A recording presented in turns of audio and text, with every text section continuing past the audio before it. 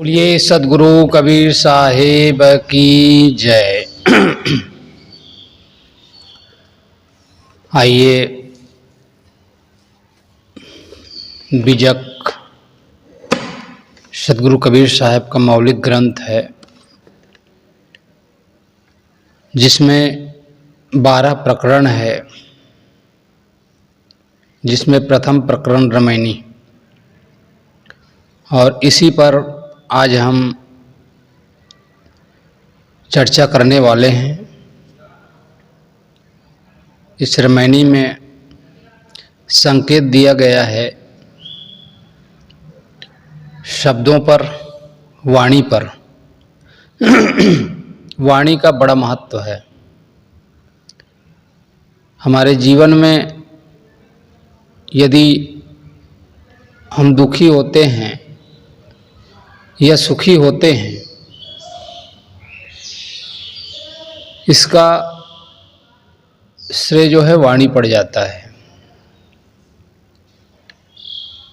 हम गलत बोलकर दुखी भी हो सकते हैं और शैली युक्त बात करके सुखी भी हो सकते हैं। तो आइए इस शब्द में, इस रामायणी में सदगुरु कबीर बताते हैं कि बोलना कासो बोलिए रे भाई, बोलत ही सब तत्व नसाई। बोलत बोलत बाड़ू विकारा, सो बोलिए जो पड़े विचारा।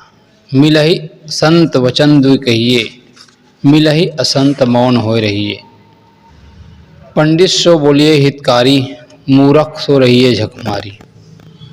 कहें कबीर अर्धघट ढोले, पूरा होए विचार ले बोले। सदगुरु कबीर साहब यह कहते हैं, बोलना कासो बोलिए रे भाई। बोलना कासो, किससे बातें की जाए।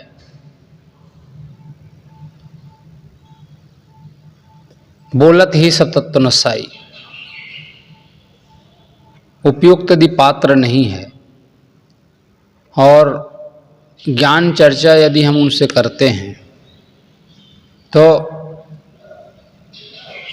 चर्चा के जो सारे गुण हैं वो समाप्त हो जाता है। बोलना कासो बोलिए रे भाई, बोलत ही सब तत्व नसाई। बोलत बोलत बाड़ू विकारा, सो बोलिए जो पड़े विचारा।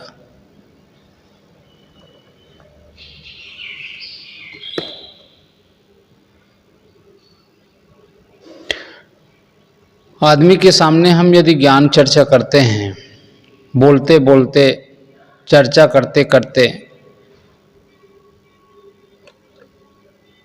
यदि विकार आ गया, मन में क्रोध आ गया, उलझन आ गई,